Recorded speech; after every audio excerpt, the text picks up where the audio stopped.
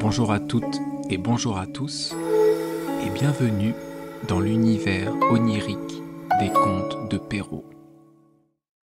Barbe Bleue, suite et fin. Ayant remarqué que la clé du cabinet était tachée de sang, elle l'essuya 2 ou 3 fois, mais le sang ne s'en allait point. Elle eut beau la laver, et même la frotter avec du sablon et avec du grès, il y demeura toujours du sang, car la clé était magique, et il n'y avait pas moyen de la nettoyer complètement. Quand on ôtait le sang d'un côté, il revenait de l'autre. Barbe Bleue revint de son voyage dès le soir même, et dit qu'il avait reçu des lettres dans le chemin qui lui avaient appris que l'affaire pour laquelle il était parti venait d'être terminée à son avantage. Sa femme fit tout ce qu'elle put pour lui témoigner qu'elle était ravie de son prompt retour. Le lendemain, il lui redemanda les clés, et elle les lui donna, mais d'une main si tremblante qu'il devina sans peine tout ce qui s'était passé. « D'où vient, lui dit-il, que la clé du cabinet n'est point avec les autres ? » « Il faut, dit-elle, que je l'ai laissée là-haut, sur ma table. »« Ne manquez pas, dit Barbe Bleue, de me la donner tantôt. » Après plusieurs remises, il fallut apporter la clé. Barbe Bleue, l'ayant considérée, dit à sa femme : « Pourquoi y a-t-il du sang sur cette clé ? » « Je n'en sais rien, répondit la pauvre femme, plus pâle que la mort. « Vous n'en savez rien ? reprit Barbe Bleue. « Je le sais bien, moi. Vous avez voulu entrer dans le cabinet. Eh bien, madame, vous y entrerez et irez prendre votre place auprès des dames que vous y avez vues. » Elle se jeta aux pieds de son mari, en pleurant et en lui demandant pardon, avec toutes les marques d'un vrai repentir de n'avoir pas été obéissante. Elle aurait attendri un rocher, belle et affligée comme elle l'était. Mais Barbe Bleue avait le cœur plus dur qu'un rocher. « Il faut mourir, madame, lui dit-il, et maintenant. »« Puisqu'il faut mourir, répondit-elle, en le regardant les yeux baignés de larmes, donnez-moi un peu de temps pour prier Dieu. »« Je vous donne un demi-quart d'heure, reprit Barbe Bleue, mais pas un moment davantage. » Lorsqu'elle fut seule, elle appela sa sœur et lui dit : « Ma sœur Anne, car elle s'appelait ainsi, monte, je t'en prie, sur le haut de la tour, pour voir si mes frères ne viennent point.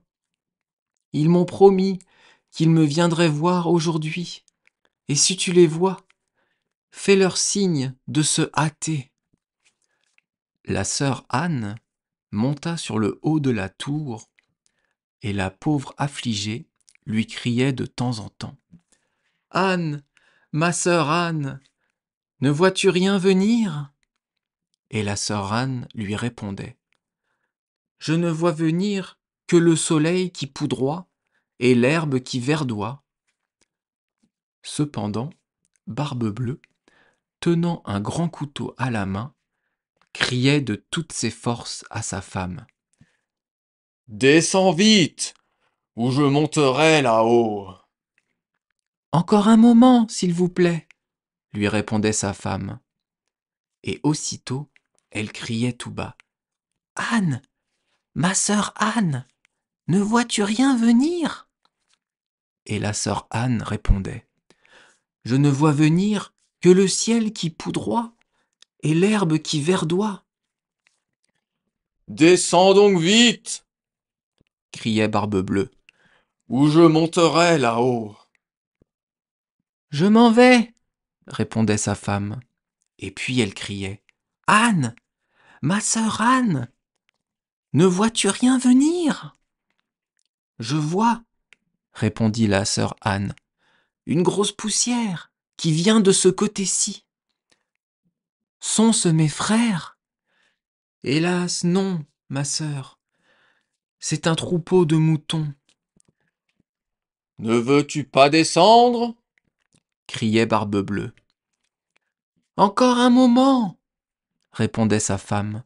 Et puis elle criait: Anne, ma sœur Anne, ne vois-tu rien venir? Je vois, répondit-elle, 2 cavaliers qui viennent de ce côté-ci, mais ils sont bien loin encore.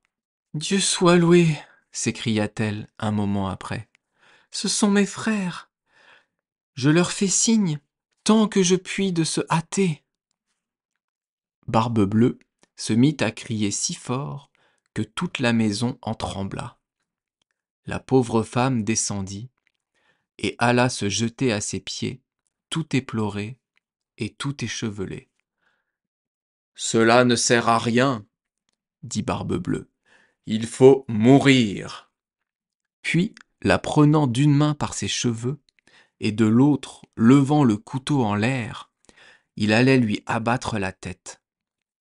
La pauvre femme, se tournant vers lui et la regardant avec des yeux mourants, le pria de lui donner un petit moment pour se recueillir.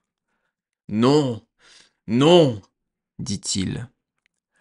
Recommande-toi bien à Dieu, en levant son bras.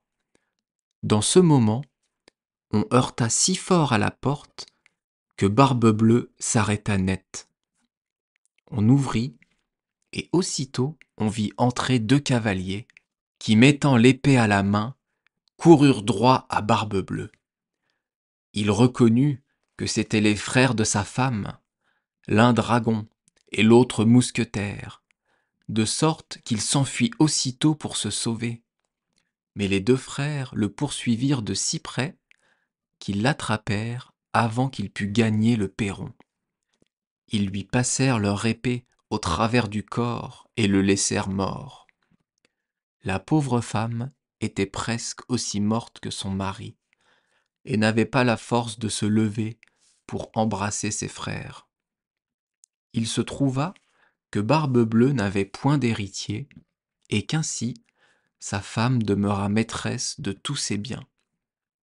Elle en employa une partie à marier sa sœur Anne avec un jeune gentilhomme dont elle était aimée depuis longtemps.